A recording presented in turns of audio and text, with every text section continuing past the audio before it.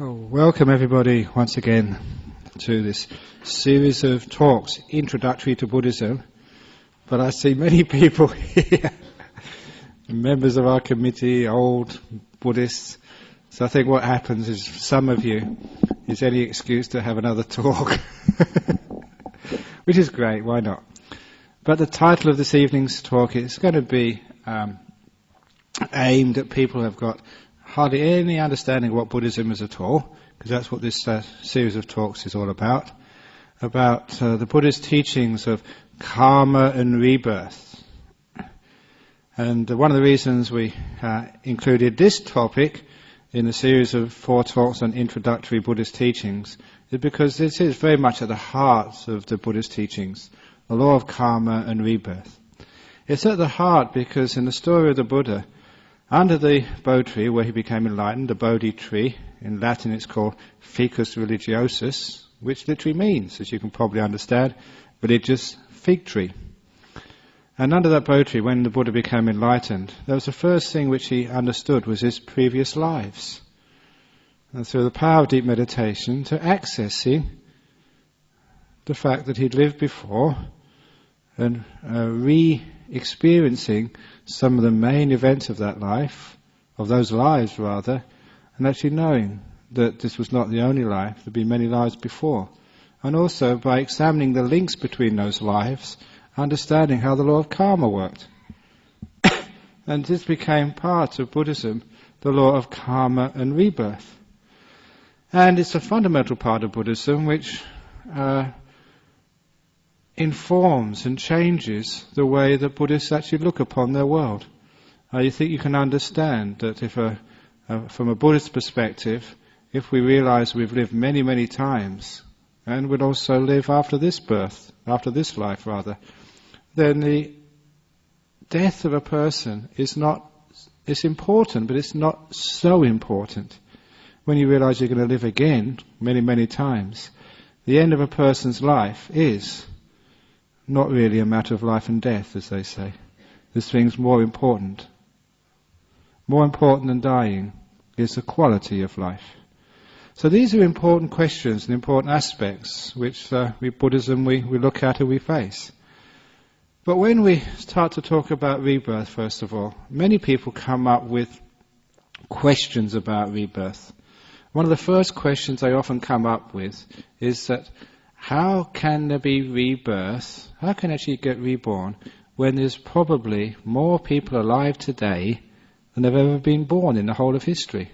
Where did everyone come from? There's not enough people who have died actually to make all the human beings which are alive today.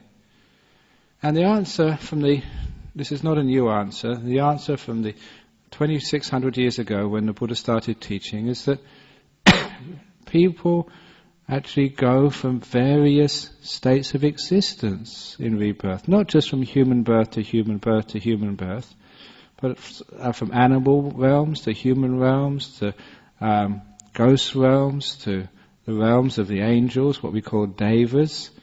Devas is like a word for meaning like radiant beings, beings of light. That's actually the word for a lamp in Sanskrit is the same word for a deva. And this is actually where we get Deus in Latin, theology, Zeus. Comes from actually the same Indian word, which is like for an angel, being a being of light. So there's all these different beings in the whole Buddhist cosmos. Not just human realms, but many realms. And the reason why there's more people alive today than there's ever been human beings being alive is you can actually see that the animal realm, as many species become extinct, the number of higher animals has got less and less and less. And that's where many human beings have come from in Buddhist ideas. Which is one of the reasons why many people behave like animals these days, because animals in their last life. That's only a joke, please don't take me seriously. But that going from one life to another, or one species to another, or one life form to another, was central to the original Buddhist teachings. So this actually explains why there are more human beings today than has ever been born before, because they've come from different realms of existence other than the human realm. And the next thing which people sort of argue, saying that how can that happen? Aren't human beings so different than the animals? Or in even these other realms of beings like ghosts and angels? What proof have you that such beings exist? But the first question is, now how can sort of we get reborn from different species? As a scientist before I was a monk, I know quite a bit about science, and certainly in the differentiation of life forms on this planet, the person who invented the word species was a biologist called Linnaeus, and when he decided to classify all the known living beings on this planet, he worked out a system called species, and to be scientific, he worked out a set of criteria, a set of tests, which he would apply to every living being known at that time, in order to put them in this box or that box. He was actually worked out the different species.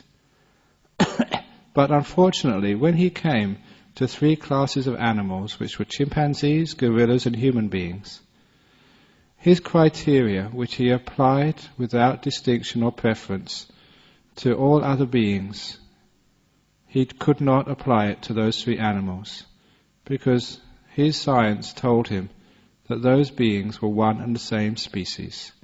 Human beings, gorillas, chimpanzees are the same species, according to the person who actually invented this. But he realized that at that time, Europe would not allow human beings to be classed alongside gorillas and chimpanzees. And so he went against his science and created a completely artificial and separate species called human beings. As far as he was concerned, those beings are the same species. There's not that much difference, what we're saying here, between many of the animals, especially the higher animals, and human beings. And so it's quite easy to see how rebirth can happen from one of those species to another. Sometimes people say that some of those animals haven't got the same intelligence as human beings. How can they go from one place to another? But again, modern research has shown many animals which have great degrees of intelligence, even having speech. You may have seen in documentaries, there was a gorilla in New York Zoo called Coco who was taught sign language. And that gorilla could actually communicate with human beings using sign language, which was developed for people who couldn't speak. And what was most interesting, that he was found in his cage on several occasions talking to himself. He was an intelligent gorilla who could actually use concepts intelligently. Also, there was a parrot called Alex. I saw a documentary, and I've got a little write-up in the magazines about Alex the parrot, who, I'm not quite sure if he's still alive, but he used to live in St. Louis in the United States. And he, as a young baby parrot, was trained by 2 psychologists who were experts in speech therapy. They used the same techniques as they used for infants who have some disabilities with speech. Used some of the same techniques to teach a parrot, who we all know can imitate human words, to teach a parrot a whole vocabulary and the means to use that vocabulary intelligently. And it's one of the most spooky little videos I've ever seen. If you close your eyes, you wouldn't imagine that was a bird speaking. You'd think it was a human being. Because it was using speech intelligently. They were asking it questions, having a conversation with a parrot. And what really convinced me in this little documentary film was when these scientists, they were talking with this parrot, and the parrot was answering questions, but simple questions like what it liked, carrots, little things like that. But when the carrot sort of said, "I'm bored," turned around and walked away, it was a parrot with attitude.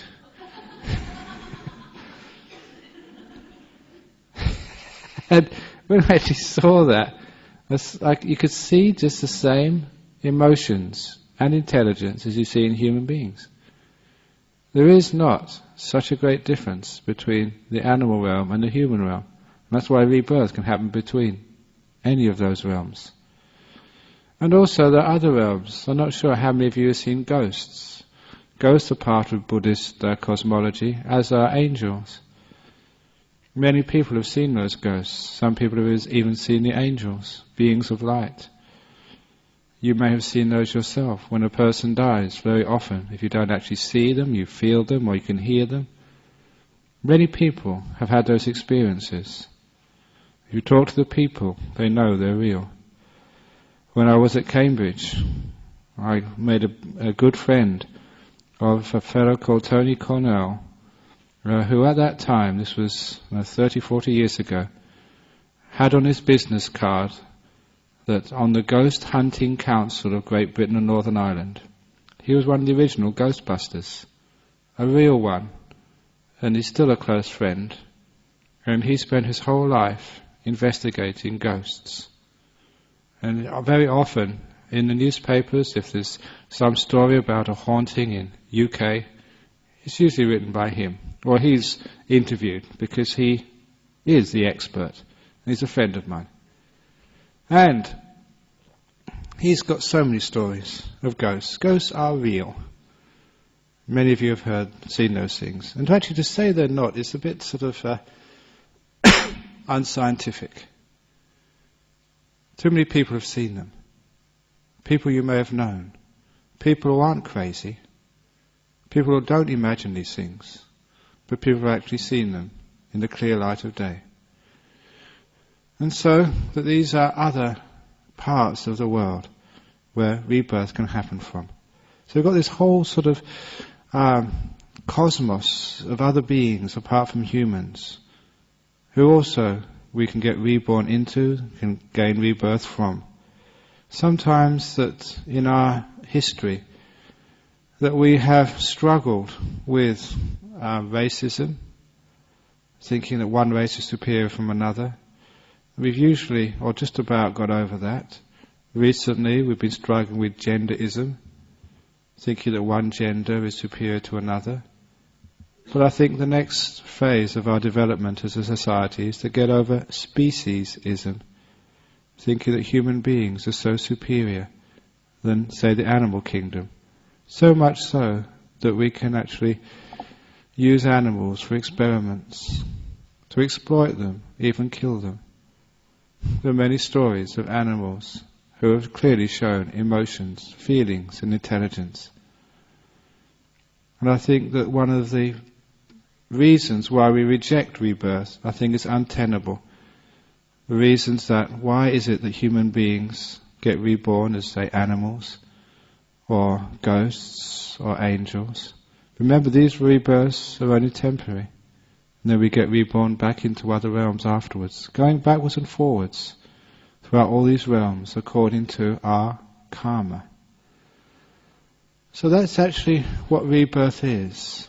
Now actually how rebirth happens is according to one's two things in Buddhism, one's aspiration and one's accumulated karma. The aspiration is one's desire, where one wants to get reborn. And secondly, the karma is like the wherewithal. In the same way that if, say, you want to go to Europe, go and visit Paris, say, you have to really want to go there, number one. You have to have the money for the air ticket. The wanting to go there is your aspiration. And the money for the air ticket is like your store of karma. If you have the two together, then you can go to those places. And it's amazing that some people actually would like to get reborn as a cat or a dog.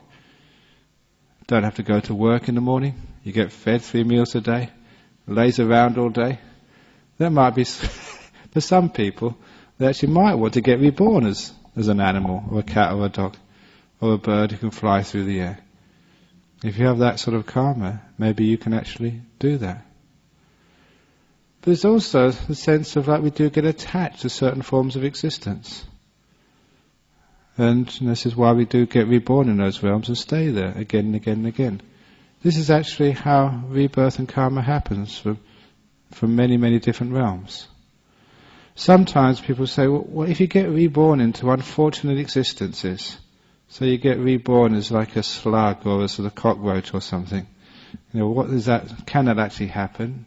And again, sometimes it can, but it's always because of some terrible deed which you've done. People do terrible deeds in this world. You only have to look at the newspapers and see tales of war crimes. You see tales of what was that lady who killed her children, 4 kids? It was in the newspapers today. People can do some horrendous things to each other. Because of the horrendous things we do to each other, sometimes we have to live horrendous lives for a little while. But in Buddhism, the law of karma and rebirth is not looked upon so much as being a punishment, but being like a learning experience.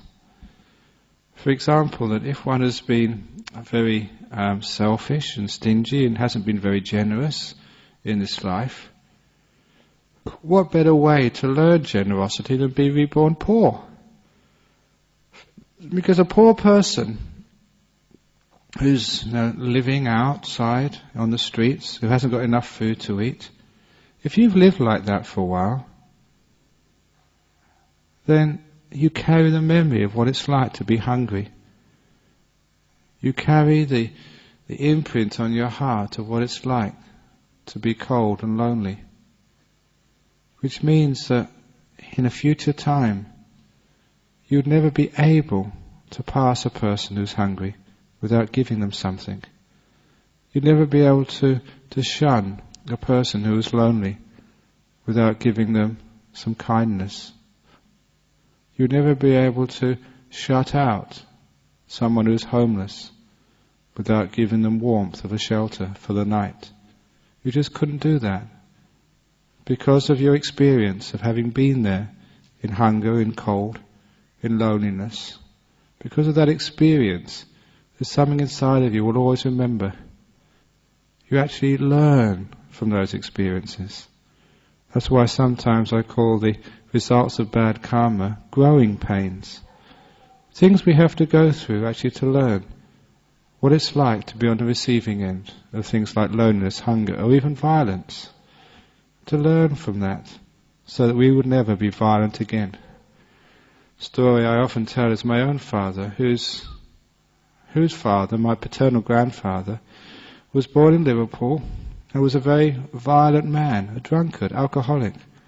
He was a plumber, so my father said, and after finishing work would go to the pub, get drunk, come home, take off his belt and beat any kid who came in his path for no reason, and then start beating his wife.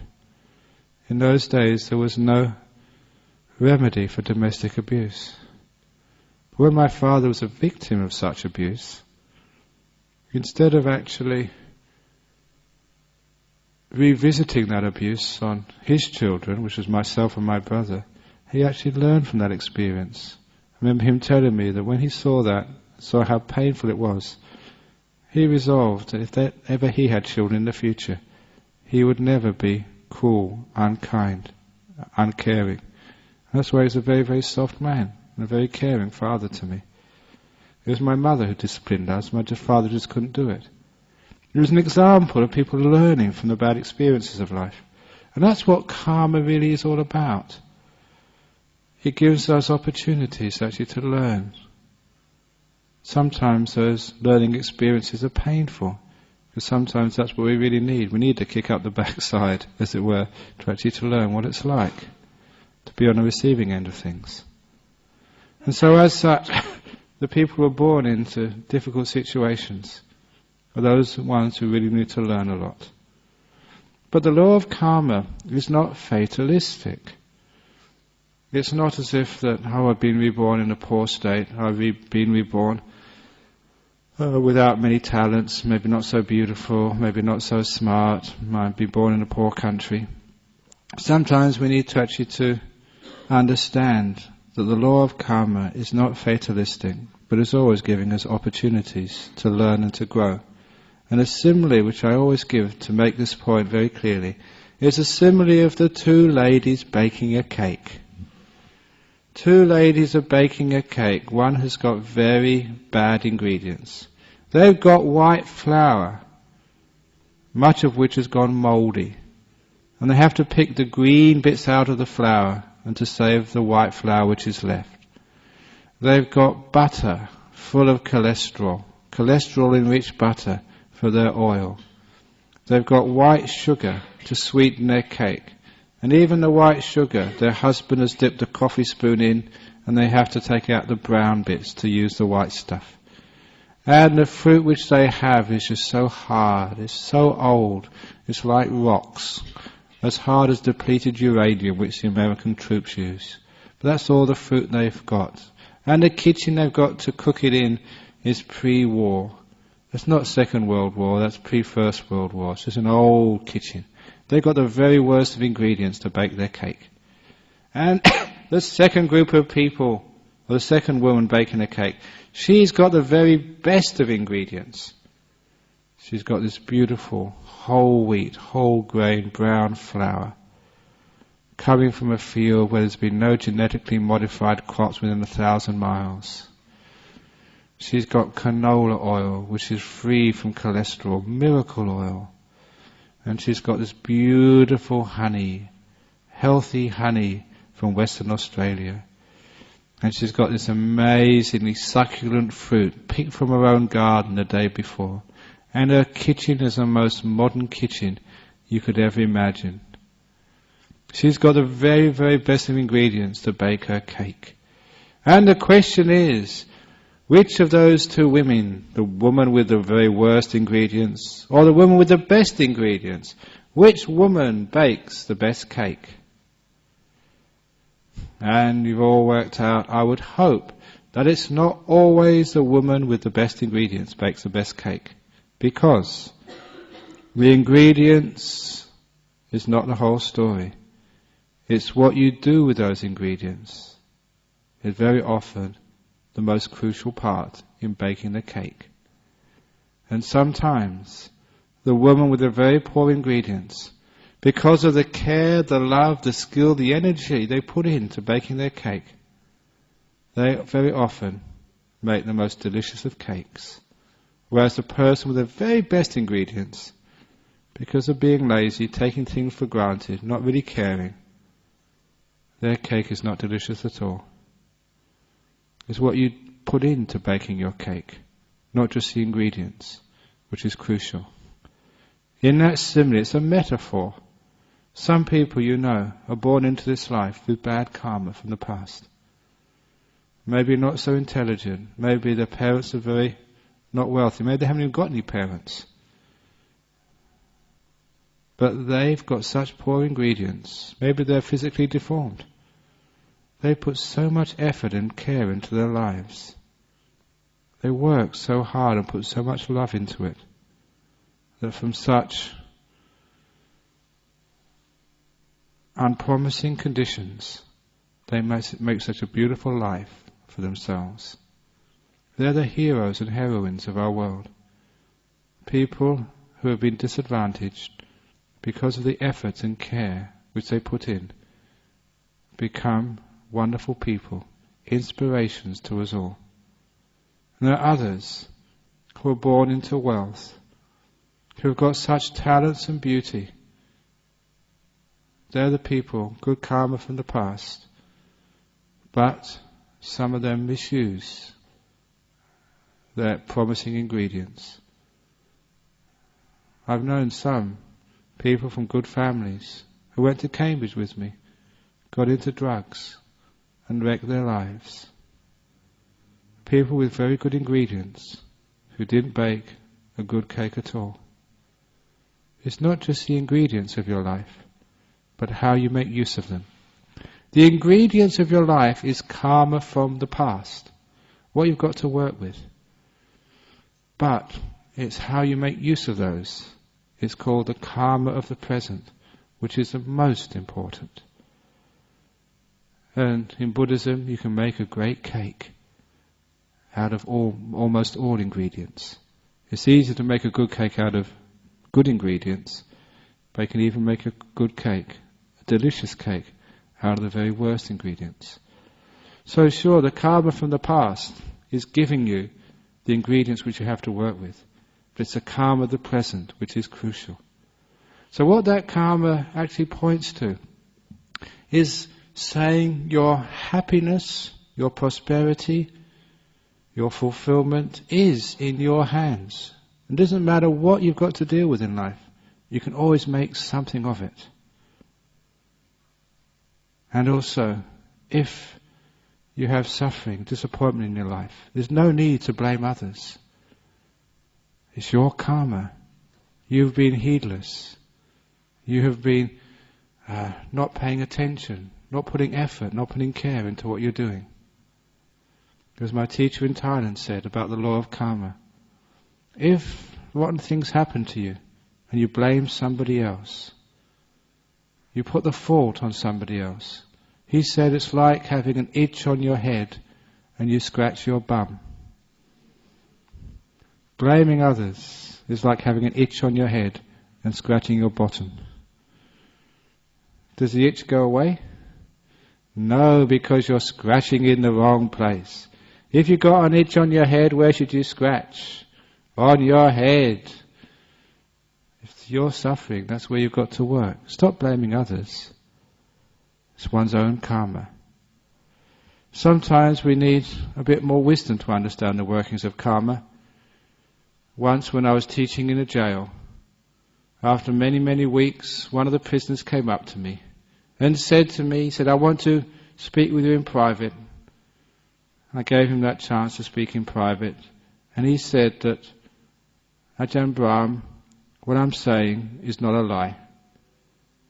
I may lie to others, but I will not lie to you. You're a monk, I respect you. And he said that he's been put in jail for a crime he didn't commit. He said he was innocent.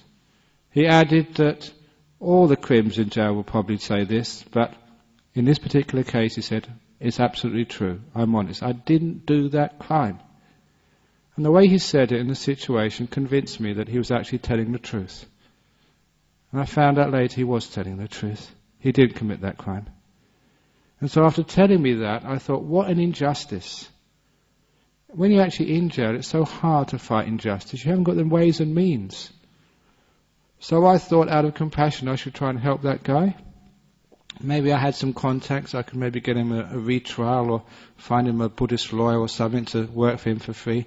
While I was thinking this, of how I could remedy the injustice, this old criminal, he must have been in his 40s, gave me this big mischievous smile. And he said, but I've committed so many other crimes I wasn't caught for. I think this is fair. Now that's the law of karma. And he understood it better than I. Because sometimes the law of karma, cause and effect, it works in very slow ways sometimes. Sometimes we think, it's unfair, why did it happen to me?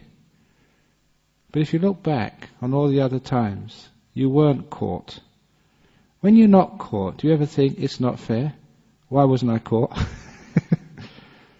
Eventually it does become fair. What goes round comes around. That's the law of karma. Eventually you do get caught.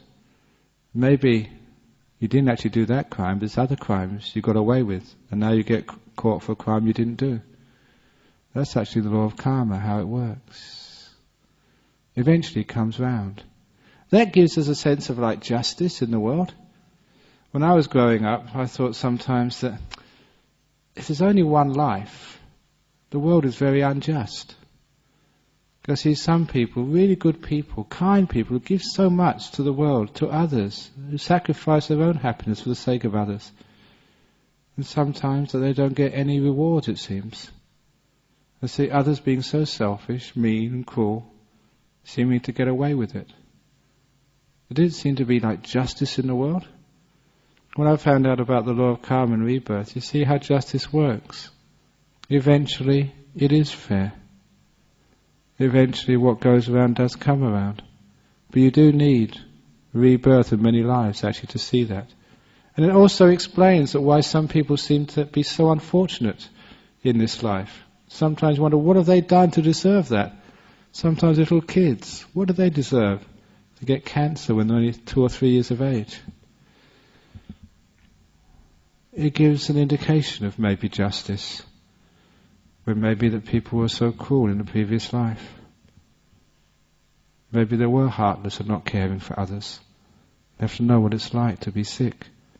Because, as I said earlier, when you know what it's like to be sick, in pain, how can you walk past someone else who's sick and in pain? You have to go and help them. This is actually how we learn, not from theories, but by experience. So this explains about exactly what karma is, and it gives people in Buddhism the understanding that they are the one responsible for their happiness and their suffering. So if you're happy, you deserve that happiness, you've worked for it, so celebrate it. But not just be heedless and celebrate it, find out why you are happy, where the happiness came from, what you did to make yourself happy. If you're in a good relationship, why it's a good relationship? Because if you don't work hard, that relationship will disappear and falter. Happiness is a result of good karma, but that good karma wears out after a while. You always have to be making good karma. Always have to be working for your happiness. So when you're happy, find out why. When you're successful, find out why. When you're at peace, find out why. What you've done to create that. It doesn't come from other people, it comes from you. When you're suffering, when things go wrong, find out why. What you did, why you did that. So you understand that your happiness and your suffering is your concern. Praying to other people, asking for favours doesn't work. For example, that some years ago, a lady who was about to do her exams at UWA came to see the monks, and she asked us, "Can you do some chanting so I can pass my exams?" Thinking that somehow that monks can change the karma. We did some chanting just to give her some confidence, but she never came back again. We heard from her friends that she was going around Perth saying that monks at this temple are no good because she failed her exam. The chanting didn't work. But their friends told her, "Don't worry about it, it wasn't your chanting. She's hardly ever gone to a lecture, missed most of her tutorials, she hasn't done any work." She was a party girl. She thought that universities was all about having parties, enjoying yourself. When it came to the exam, she hoped that somebody else, like the monks, could take care of that. And of course, it's your karma, your responsibility. If you want to pass your exams, it's a waste of time asking somebody else to fix it for you. You have to do it. So what the law of karma means is your happiness is up to you. And if things go wrong, stop blaming somebody else. If you've got an itch on your head, that's where you've got to scratch. If the pain is in you, that's where you've got to solve the problem. So it throws responsibility on the individual for your happiness and your suffering as well. So understanding that, Buddhism becomes like a personal religion. The religion of personal growth, of understanding just the ways of happiness and avoiding the ways of suffering. Little things like getting angry at others. One realizes it's bad karma. Why is it bad karma? Because it hurts you and hurts others. Simple as that. Forgiving is good karma. Why is it good karma?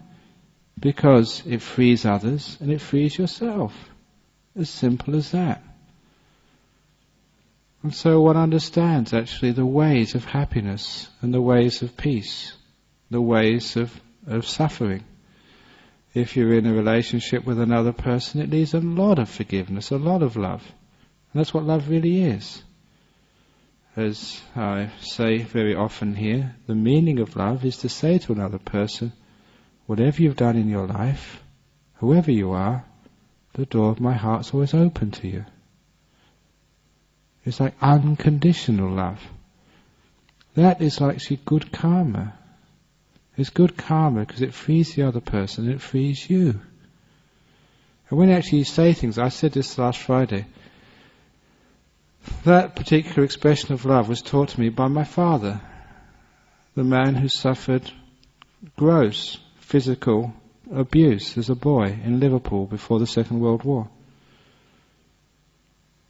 And it was taught to me by him and it was practiced by him. And when I was only about 16 or 17, kids in my school in West London, it was one of the top schools in West London, they started getting into dope, into drugs. Even though my mates were taking marijuana, I refused to take it. And the one reason why I refused is because when my father said something like that to me, I didn't want to hurt him. And I knew if he found out, it would really hurt him badly that his son was taking drugs. When he gave me that degree of trust and love, saying, son, whatever you do in your life, I'll always love you. The door of my heart will always be open to you. Because he said that, there's no way in the world I would hurt him.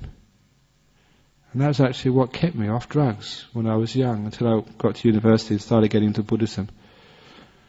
Just because his trust for me. So this is why that sort of thing is good karma. If you can say that to your partner in life, to your parents, to your children, they will always respond in the best of ways. This is how we create happiness and good karma. And when we create such good karma in this life, when we die, we know that things can't just stop. That goodness has to carry on. And this is actually where we understand just what propels our life from one existence to another existence, is that karma, which is the texture of this thing we call the human mind. As a Buddhist, we understand this is not just theory, because we do a lot of meditation in Buddhism. And that meditation actually goes inside the body to the mind. In Buddhism, we have what's called 6 senses. Seeing, hearing, smell, taste, touch, and the mind. And the mind is, as it were, underneath all these 5 senses.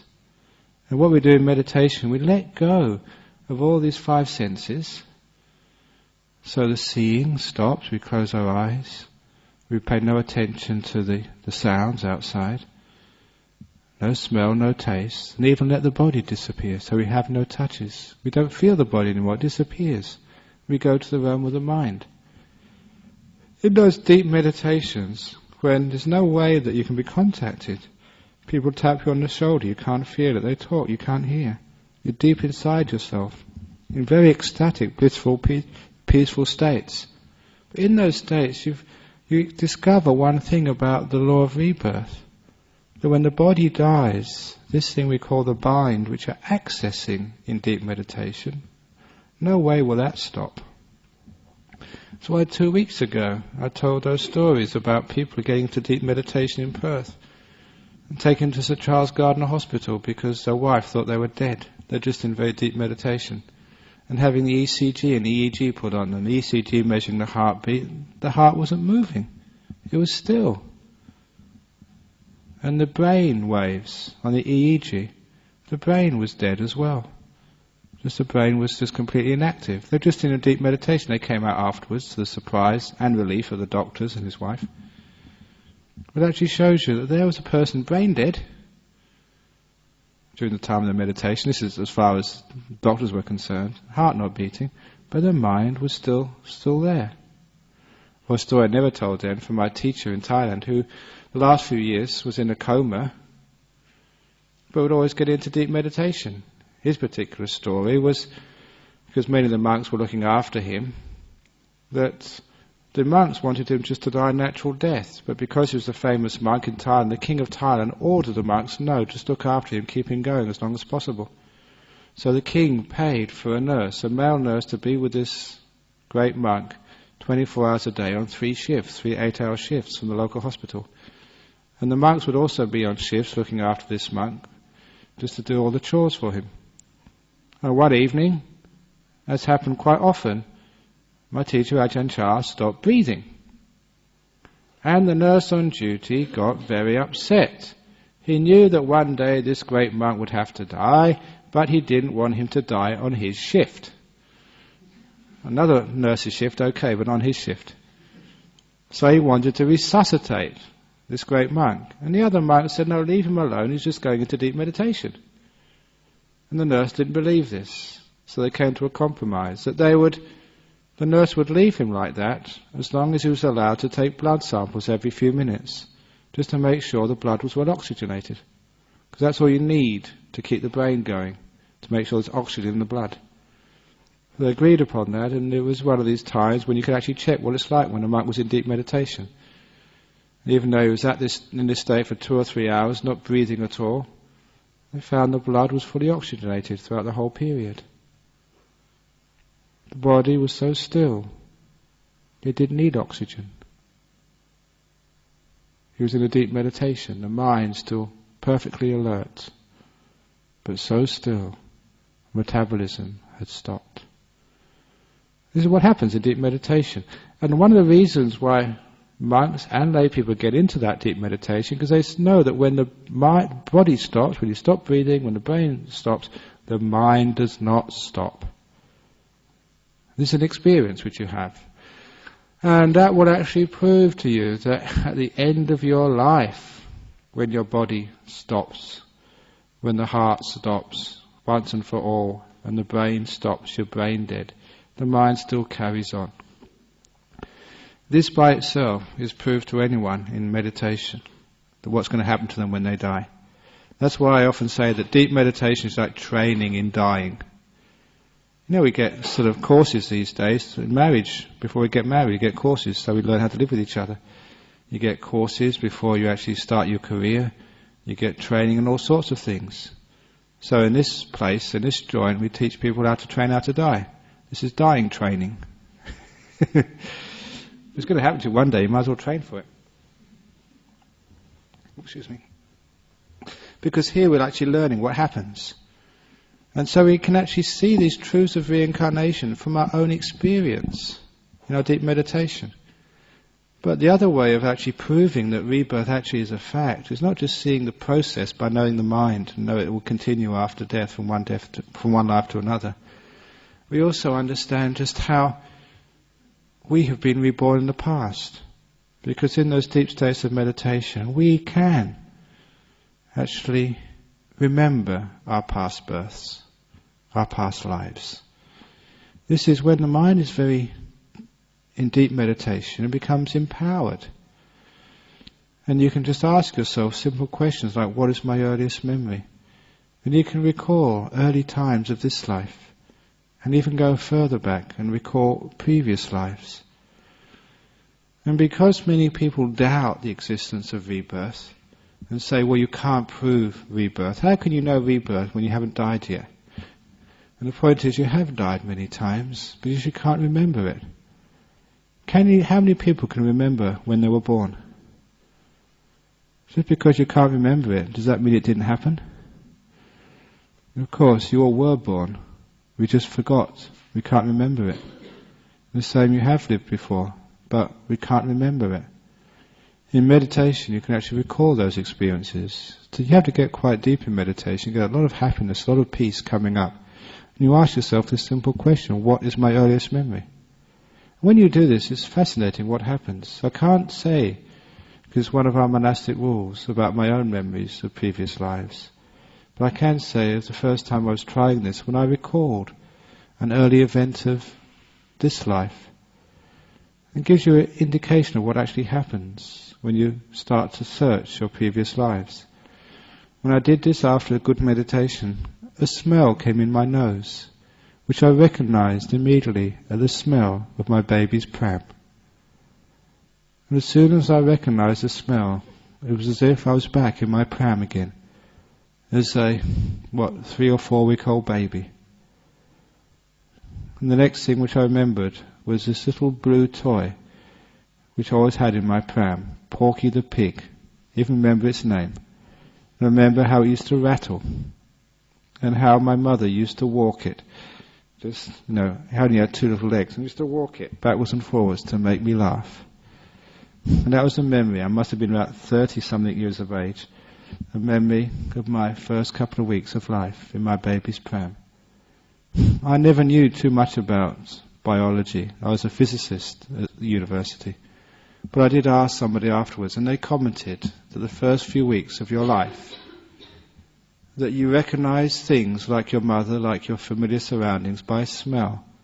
That's one of the first senses which develop in a human being when they're born. And it was fascinating. That's how I recognized that memory, through its smell, the familiar smell of my baby's pram, little Porky the pig, and my mother. And these are memories which come up, which are very different than what we normally call memories. These are re-experiencing the past. And if you go deeper and ask an earlier memory, please, you get memories in your mother's womb. If you go earlier, people say babies don't feel. You actually know you feel because you're back there, re-experiencing a time many years ago. And one of the interesting things which come with these memories comes a certainty that was you. In the same way that you know what you did this morning, you never imagined that, that was you. With the same degree of certainty, actually even more than that. You know that was you a previous time.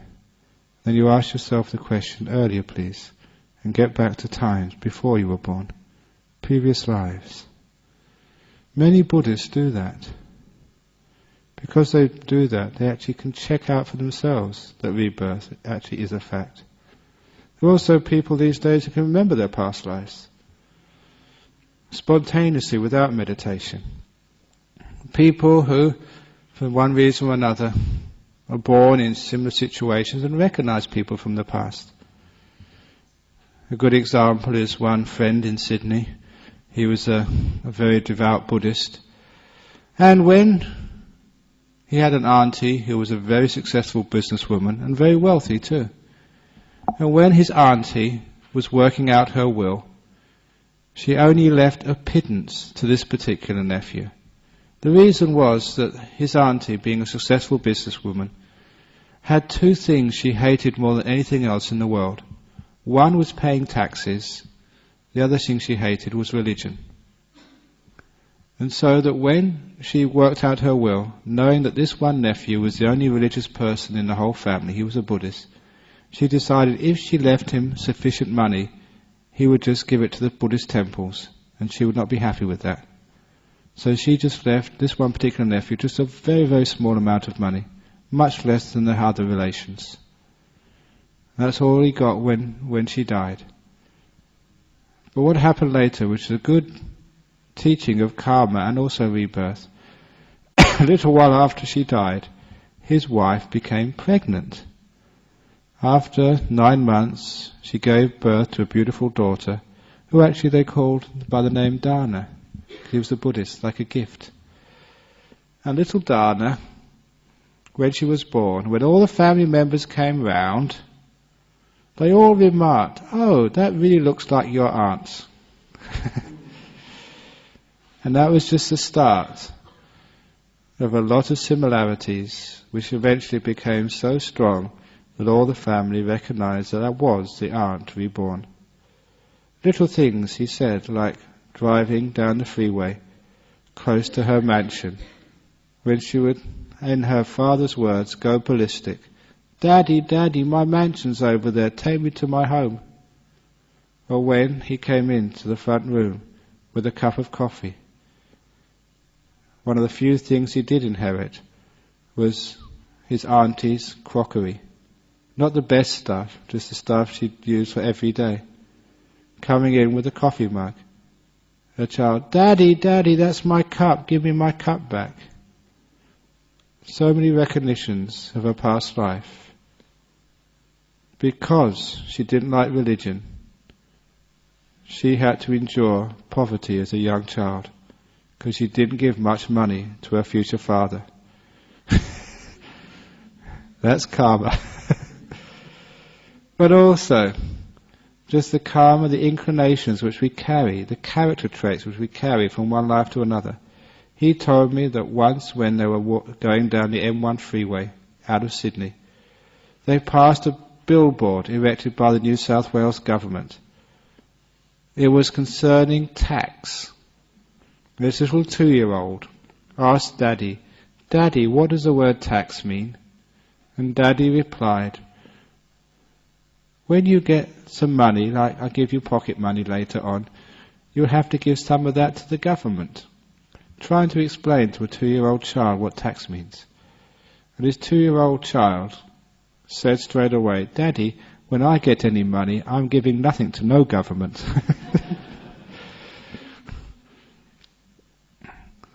Her hatred of paying taxes was still there as a 2-year-old child. And many people remember their past lives. And this is the other piece of evidence which we have, that people actually were there in the past. Sometimes we see documentaries of this.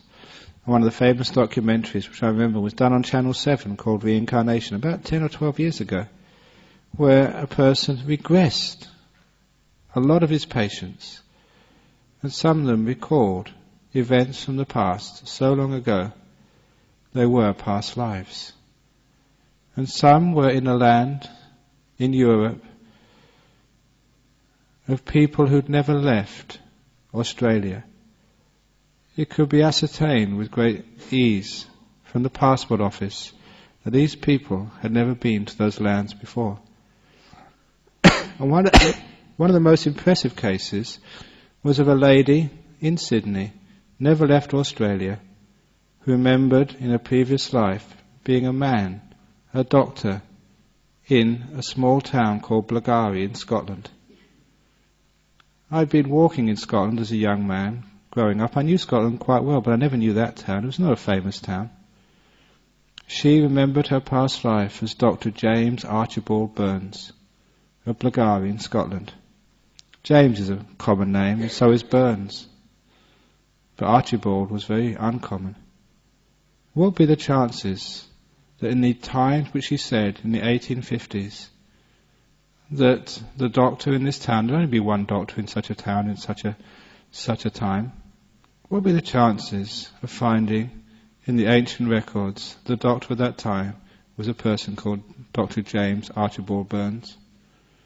So Channel 7 paid for this psychologist and all of these people to go over to Europe, paid for this lady to go with a camera team to Scotland, to Blackgowrie, to the local library, to see if there was any records. In those days, doctors were important people in the community, on several committees.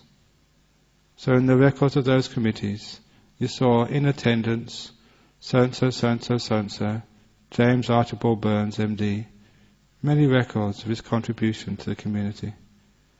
Because Dr. James Archibald Burns was a doctor at that time in Blackgowrie in Scotland. She remembered the medical school in Aberdeen completely. And you know the British are always eccentric. There was one person in Aberdeen whose hobby was the old architecture of the medical school in Aberdeen.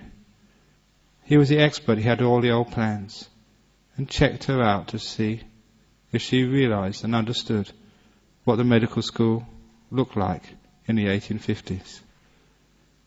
In the end, I remember on this documentary, he said, "This lady knows more than I do." She knew exactly what it was like. Very, very convincing of somebody who, through regression, recalled so many events of her past life. Events which couldn't have been imagined. Facts which couldn't have been got from other places. There's many books, articles, documentaries of people who remembered their past. So this is actually the Buddhist idea of rebirth and karma and how it works. When we take on that, we understand that it's not just from India. All the Greek philosophers, from Heraclitus, Socrates, Plato, Pythagoras, all of those taught and believed in rebirth. It was part of Western culture. It was part of the early Christian culture. It was only in the Nicene Councils where it was voted out of Christianity. And only by a majority vote. It was not unanimous. So this is actually part of Western culture, original Western culture as well as Asian culture. And with rebirth comes the law of karma. Karma and rebirth. So in Buddhism we don't have a God who punishes people or forgives people. There's a stronger sense of justice there. That it's up to us. We are the ones who create our future. our happiness or our suffering. And if we've done some bad deeds, we can actually dilute those deeds, but we cannot actually abandon them. Because that would be unfair if somebody, because we pray or give a big donation to some church or temple, it seems unfair to me, like bribery, like bribing the judge. But we have to learn from our mistakes, which is what karma is all about. Not as a punishment, but as a way of learning to become better people, so we don't make those mistakes ever again. That, in brief, is the law of karma and rebirth in Buddhism. And that's the hour, so now's the opportunity for questions and answers about what I've just been talking about. And to encourage questions, this is also part of karma and rebirth. The Buddha once taught why it is that some people, what the karmic causes of like being wealthy in the next life is, and why some people are born into poverty. He taught why some people are born beautiful while others are born ugly. And in particular, in one of the Buddhist teachings, he taught why some people are born intelligent in the next life while others are reborn stupid. And the karmic cause for being reborn stupid in your next life is not asking questions in this one. So does anyone want to ask a question about karma and rebirth? This is your chance to be smart in your next life.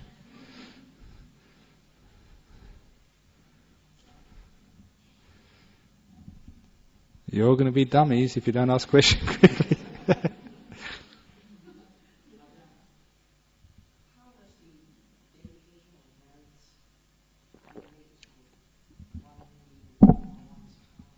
Okay. This is a Buddhist ceremony where when, especially if somebody dies, or if somebody's died some time ago, that people do little ceremonies when they dedicate, they share or transfer good karma to them. And actually how that happens is as follows. That if you, in this life, see somebody doing a good act, a good deed, act of kindness, if you rejoice in that act of kindness, if you celebrate along with them, then that's good karma for you. Just in rejoicing, in saying what a wonderful thing this is. It's good karma because you're inspiring yourself. You're sharing in that goodness. You're delighting in goodness. Karma is not just by body, by speech, but also by mind as well. And when you delight in a good act of karma, that is your good karma. So sometimes we have ceremonies in Buddhism when somebody comes and gives an offering to either the monks or the temple. You see sometimes it's actually passed down the line and everybody touches it and says sadhu, which is like, I rejoice in this is good. Because that way they share in the offering. So you don't need to be actually a rich person to make good karma. Sometimes people come to the temple, they give an enormous gift, and they want everyone to share in the good karma. So everyone touches that gift. Even poor people, penniless people, they say sadhu, and they share in that gift because they rejoice and feel happy that such a thing is happening. In rejoicing in somebody else's good karma, that is your good karma. And so, when we do an act for sharing of merit, we do something good and kind, and we invite our relations to rejoice in that good karma. Deceased relations don't just disappear. They are still around. Now, as I was saying on Friday night, that sometimes we feel our relations, our loved ones, people who are close to us, even though they may be a long distance away, if they're in trouble, we feel that something is wrong. If they've had an accident, that we know it. If it's your children, say, who are in problem and strife, and having an accident, you know that something's wrong as a mother. We actually do connect with our loved ones. So if you think of a loved one who's passed away, you can connect with them in the same way. Wherever they are, whether they've been reborn. And you can invite them to rejoice in this act of good karma which you're doing in their name. And if they could feel what you were doing, if they knew what you were doing, they would rejoice that you're remembering them and doing goodness in their name. When they rejoice in your act of goodness, then that is their good karma. That is actually how the good karma goes from one person to another. It's not as if your good karma is put in a package and sent to them. It's your good karma inspires them to rejoice, which is their good karma. Does that make sense to you? So anyone who actually stops somebody doing something good, if somebody's like going to give a donation to some great charity, and you say, don't do that, that's a stupid thing to do. That's your bad karma by stopping someone being good. So this is why karma is what we do and what we encourage other people to do. Do you understand that? That could be.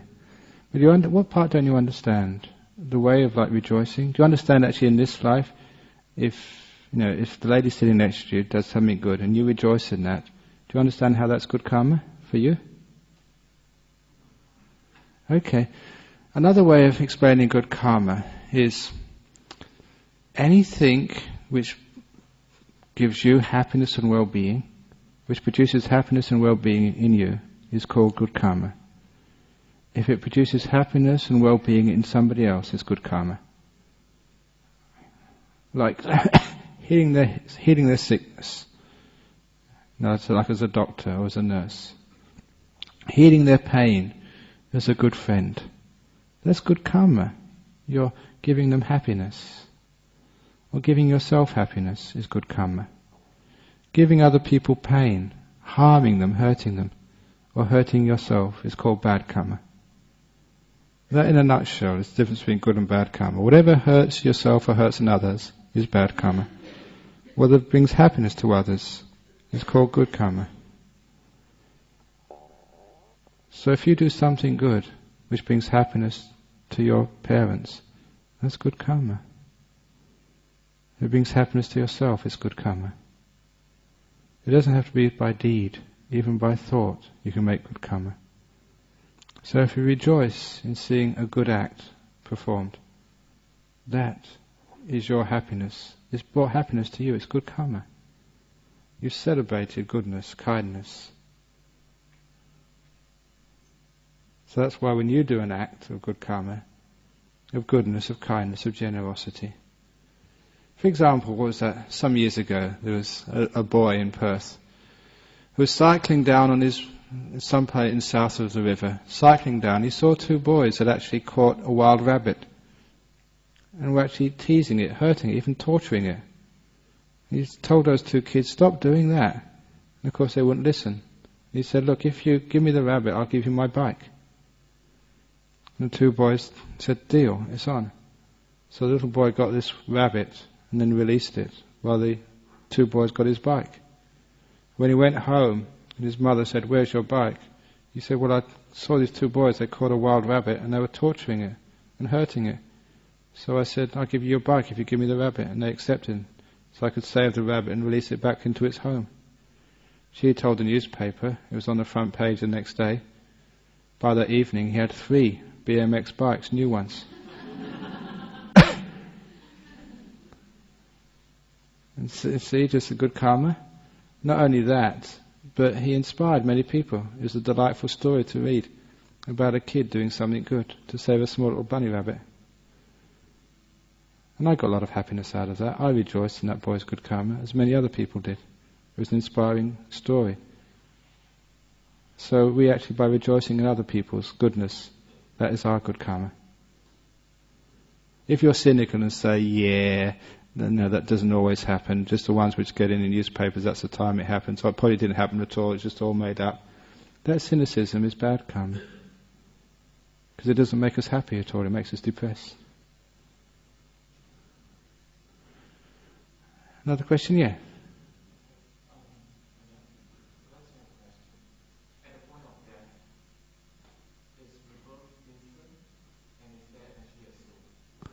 Is rebirth instant? It is instant, because even if one is like a ghost afterwards, it's one changes one's being from being a human being into the ghost realm, it's not that much different.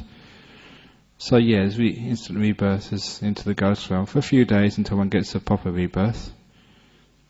So it's all sort of instantaneous in that way. And is there a soul? What we take to be a soul, I called it the mind earlier. If you look much more deeper, it's actually much more complex than that. It's like looking at the beach. If you go down the Cottesloe and look at the beach, it looks like a continuous stretch of sand. But that's why they call it they call it a stretch of sand. But if you look closely, you'll find that it's just made out of individual grains of silica. That's what sand is. If you look even closer, under a big microscope, you'll find even those grains of sand aren't even touching. There's a lot of emptiness in between them. So it really depends on how deep you look. But for the sake of this introductory talk on rebirth, you can say call it the stream of consciousness, going from one life to another, because that's how it seems.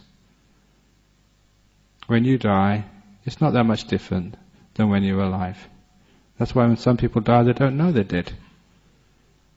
It's one of the things we have to do. Monks are great ghostbusters.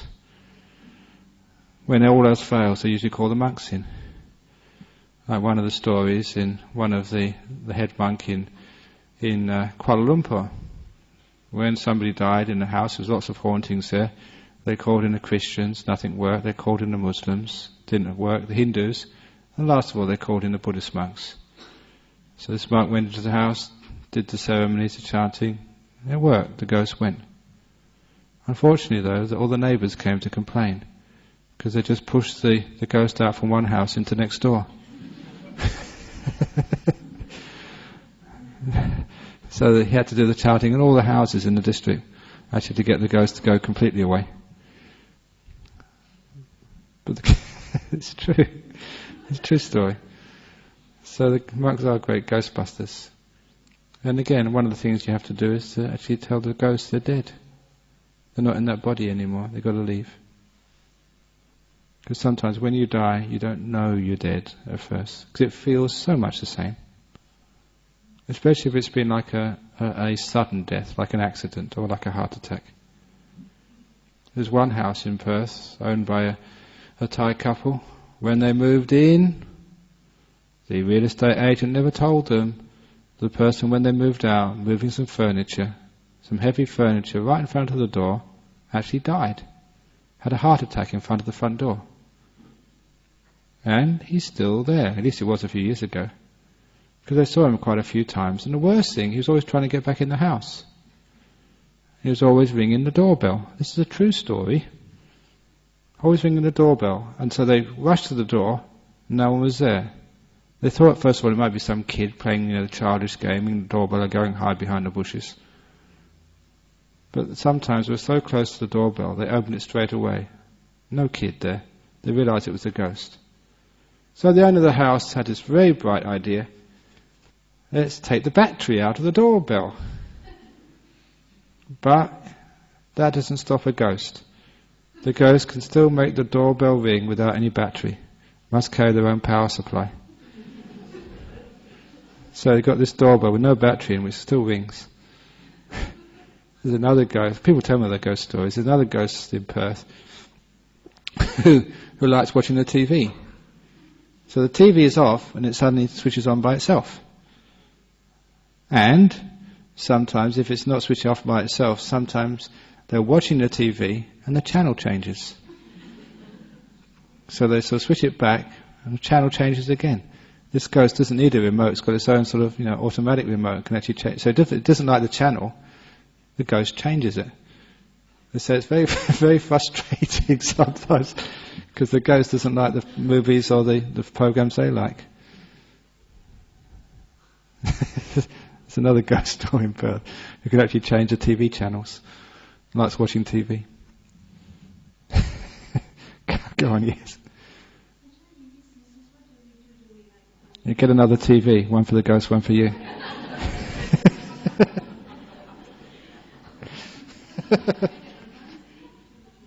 You can get the monks in to do some chanting. You can do it yourself. Spread loving kindness to make the ghost feel at ease. And number 2, sort of, remind the ghost it's dead. Share merits, in other words, transfer some merits. So trying to make the ghost rejoice in happiness, because that is the way it gets more happiness and more good karma. So it gets enough good karma, it can actually go away from that realm.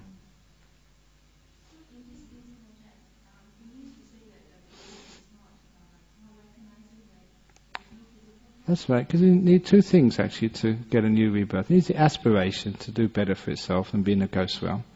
And then realizing it's dead. My goodness, I'm a ghost, I better do something about this. And also giving it extra good karma. So the aspiration and the karma is what gives you the fuel for rebirth.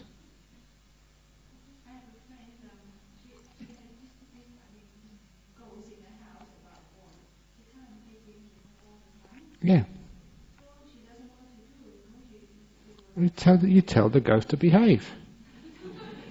There's one of the monks in Thailand. He described. He lives over in Rollestone now. He was in one of these monasteries in Thailand, which was famous for its ghosts. And when he was meditating, meditating all day, sometimes you get a bit tired. So he leant back against the wall of the hut, put his feet up just to stretch his legs. And he was dozing off when literally he felt his leg being pulled. And he thought it was like a heavenly being helping him. So he woke up, and he sort of started meditating again. But that was the first instance. It started happening again and again. Not just when he was leaning against the wall. He was meditating and something would pull him or poke him. And after a while it happened so often it started to be associated with a very bad smell coming into his room. It was one of the ghosts playing around with him. And the way he sort of settled the issue, it got so sort of irritating. This ghost was always disturbing him. So one day he smelt it coming in, and he said, "Right, you, sit down here, meditate, behave yourself, or get out." And that's the last time the ghost ever bothered him. He actually sent the ghost out. It was by firmness. And sometimes that's what the monks do. Stop messing around with Pauline. Out! If you're going to stay here, behave yourself. And the ghost goes somewhere else. And goes next door and bothers next door instead of you. Because you're no fun anymore. Yeah, go on. In the back, yeah. Ajahn, can you shed some light on the feeling of deja vu feeling one gets from time to time? Deja vu. Sometimes deja vu is actually from the past, but sometimes it's you've never been to that place before and it's a new place. You couldn't have been reborn there at all. But there are times especially. A very good story is, because I was born and brought up in England, there was a comic at that time who was, he was on the television a lot, and I think he had his own show for a little while. He never became a top comic, not international, but a guy called Roy Hudd. Does anyone remember Roy Hudd? Yeah, but you remember him. One day he was in London. He wrote this story up in a little book or a magazine. He was going through London, and he got lost. He got a wrong turn. He went down a side street, and he had a huge deja vu. He knew he'd been in that street before, a long time ago. Now in London, if there's been any famous people living in London, they put these blue plates on the house, saying like Winston Churchill lived here, or Sir Francis Drake, lived in this house. And he went to this house, and there was a blue circle there. There was an old music hall comedian called Dan Leno. And he was one of the most famous music hall comedians of the time. And when he saw that house and that sign, he knew who he was in a previous life. He was that music hall comedian. He was a comedian in the 19th century, early 20th century.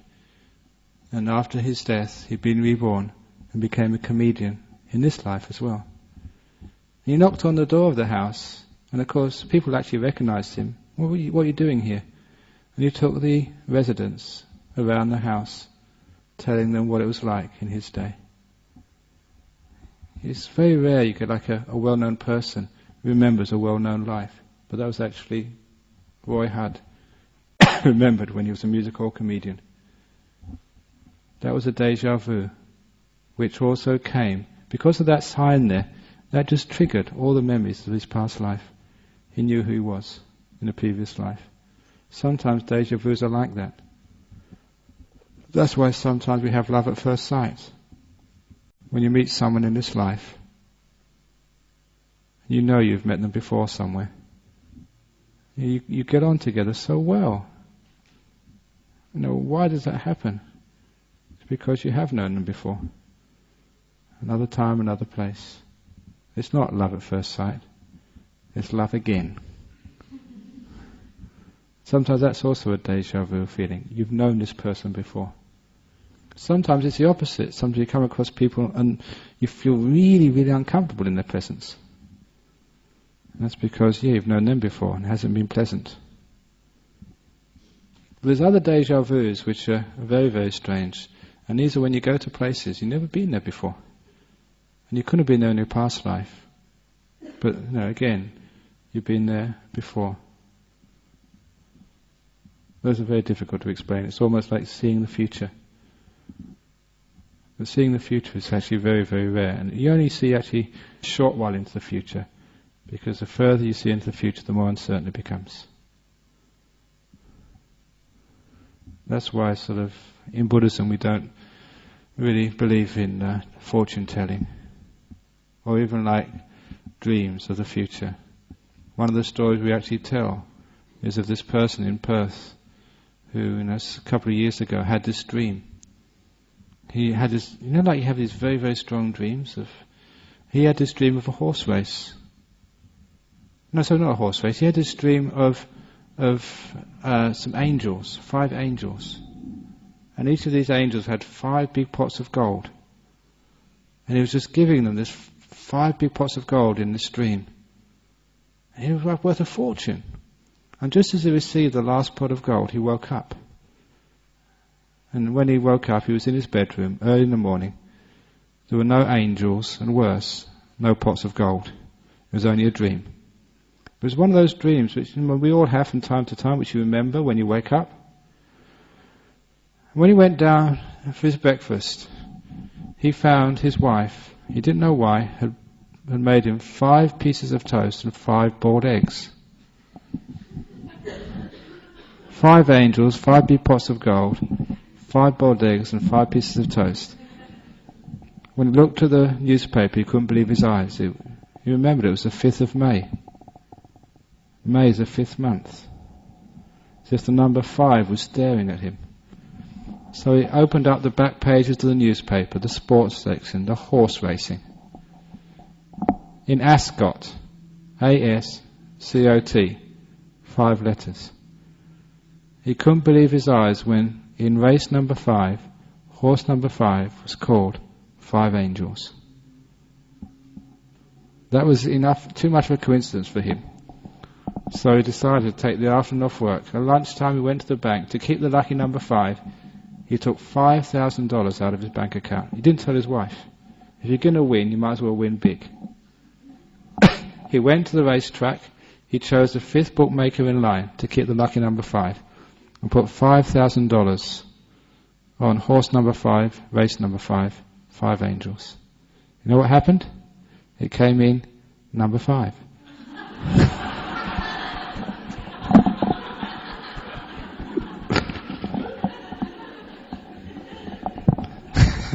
Serves him right. The lucky number 5. So what we mean by that is that sometimes if actually you do get a prophetic dream, you don't really know what it means sometimes. Sometimes it's not just what it means on face value.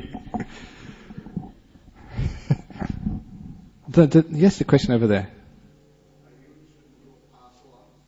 Interested in past lives? Yeah, it's fascinating getting to past lives. I can't tell you what they are. If you want to know, you actually don't tell the other monks. But if you ask other monks, it's one of our rules. We can't tell about our own sort of abilities in that field. But many monks can remember their past lives. And it's interesting because when we get to like rebirth, reincarnation, or any actually religious food, people want to actually not just to believe, but actually to find out for themselves. Even if I did tell you, this was my past life, would that really make any difference to you? It wouldn't. You have to remember your past lives to make the difference. So which is why that people these days, they won't believe what monks, priests say, they won't believe what the scriptures say, which is fine, it's good, you're not supposed to believe those things, but you're supposed to find out for yourself. This is why we sort of try and teach these ways of meditation, to find out for oneself. Because when you actually find out for yourself, that's why I'm interested. I was interested, because you want to find out, is this true, is this not true? It doesn't matter if your best friend says, I know my past lives. You want to find out for yourself? So this is actually a way of doing it. Obviously you will find out when you die, but that's a bit late then. You want to find out now. So you find out now, you can remember some of your past lives, where you've been before, and explain some of your character traits. Why you are who you are. Because really, all your character kind of just comes from this life. People like Mozart being able to write symphonies of 4. No way you can actually learn that in one life, in just 4 years. And all you are is a sum total of loads and loads of events, not just in this life, but many lives. It's interesting to find out why. Why am I like this? Why do I do these things? Now, for example, for myself, why the heck am I a Buddhist? I was born in London. I didn't even know how to spell the word when I was at school. None of my relations were Buddhists. My father was an atheist. The rest of my family were sort of nominal Christians. I became a Buddhist not even knowing, so anybody in the whole world who was a Buddhist. Little characters like that, characteristics like that. Sort of, where did they come from? It has to be sort of previous lives. Yeah.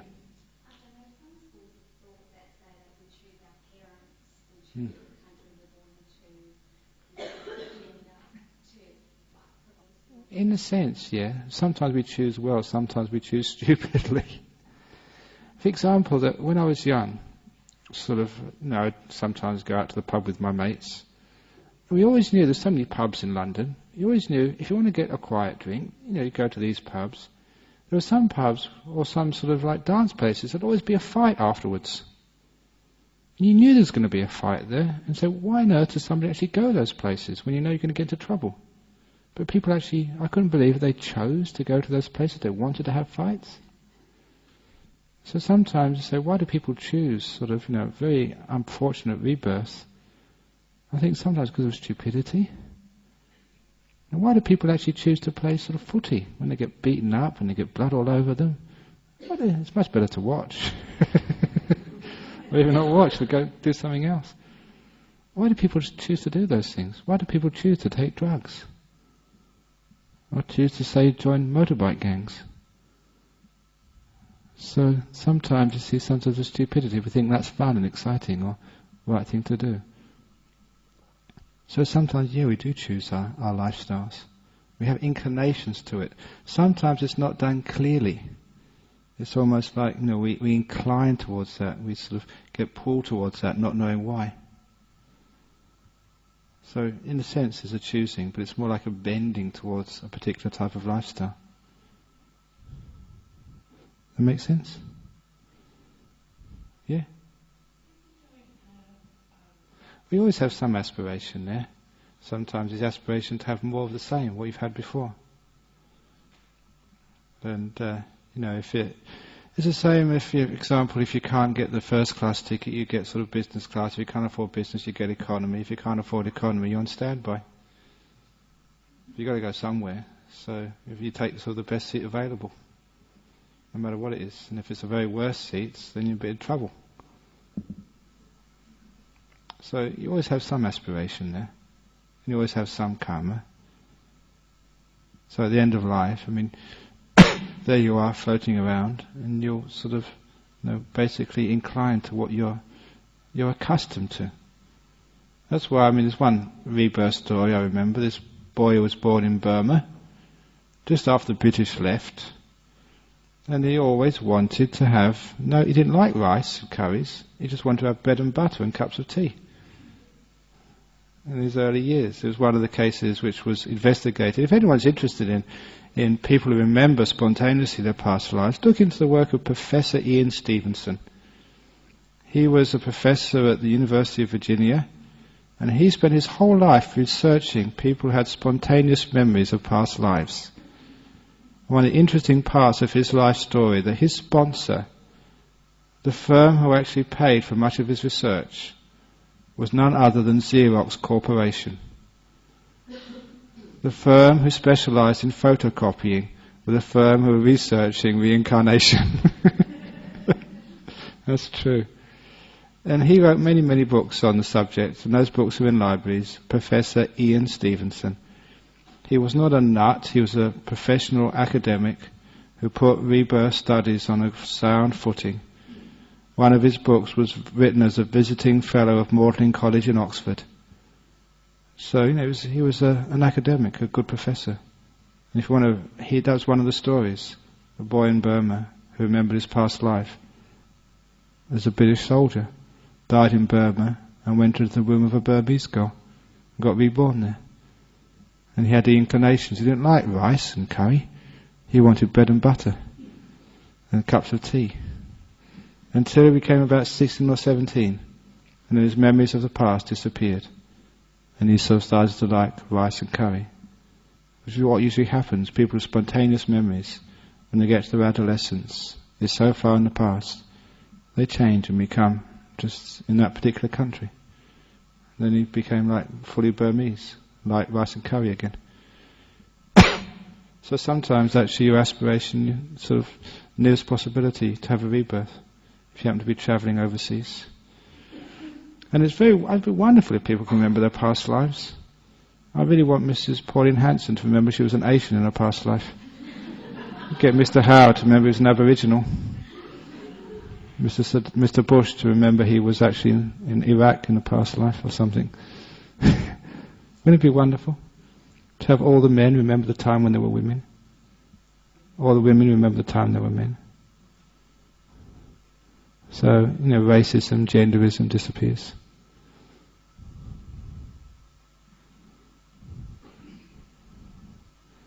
So who are you in your past life? It's an interesting question, because sometimes that you look at your inclinations, just who you are. Can you really explain that all from your parents? Because you're not sort of a carbon copy of your mum and dad, or a combination of two. There's some things your mum and dad never had. Where did they come from? Your inclinations, your goals, aspirations in life. No, that gives you an indication of where you've come from in the past. Why is it? There might be some, you may be born in Australia, but you really like some types of Asian food. Why is that? I mean, you really like them. Why is it that some things in life which you really aspire towards? Where does that all come from? Very often it's from previous lives. So, if you are going to live again, make sure you make lots and lots of good karma. So if you are going to live again, you live a good life. You don't get reborn in Iraq or in Palestine or a rotten country where there's so much suffering. So make lots of good karma, be a good person, and then it's called superannuation for your future life. Good investment, sure return. And you're helping society. I mean, doing good is for this life and for other people's lives. For your future and other people's future. That's why, as Buddhists, we always encourage people to never stop yourself doing good things. If it's a charity, go and give some money for it. If you want to do some service, always help other people. Spend time being kind, being compassionate. Not only it helps you, but it helps other people as well. If there is rebirth, then you win twice. You help other people now and you help yourself in the future. If there's no rebirth, at least you help people now. That's worthwhile. So good karma is always worth doing. And it also means don't go around blaming other people. If you are in some strife, if you blame others, it's, what is it? Each on the head and scratching your bum. Always remember that.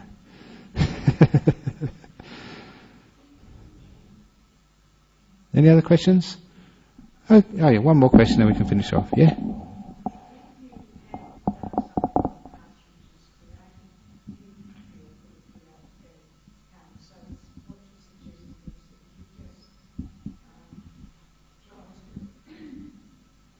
Learn from it, yeah. So if you've done some bad karma in the past, I shouldn't have done that, really made a mess of that. Learn from it. It's not so much a punishment, but a learning experience.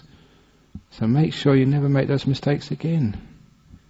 For example, you may have sort of hurt your children, said some stupid things, and your children sort of leave you and go their own ways, or they're not as kind to you again. Then just learn from that. You made a big mistake, it's hurt yourself, it's hurt others. It's painful, yeah. But please learn from that. And say, okay, what have I done? Why did I do that? And you make yourself a more kind, compassionate person afterwards. Then your children come back and you don't make the same mistake again. When your sort of learning time is over, then it all finishes and you're back with your kids again. So whatever it is happens in life, it's all learning experiences. Sometimes you may get a disease and it's just so painful and so difficult. What's that teaching you? Teaching you to be compassionate to other people who are sick in this world. Sometimes we just shut the sick people into hospitals or nursing homes. We don't see them. And we don't think they're there. We don't see sickness in our society. But when you're sick, you realize, yeah, there's people out there who are suffering in pain even as I speak. And you can't just forget them. When you've been like that, your imperative in life is to help others who are the same. People who have cancer, those people who recover from their cancer, feel the necessity to go and help other people. To help in cancer support associations and cancer foundations, other places. Because you know what it's like. At the time, you might think it's bad karma, but it's a learning experience. And you always become a better person if you make use of the learning experiences. To other people it looks like it's terrible karma, but to people actually in it, who learn from it, sometimes they say, I've never given up that wonderful experience of having cancer for 3 years. It taught me so much.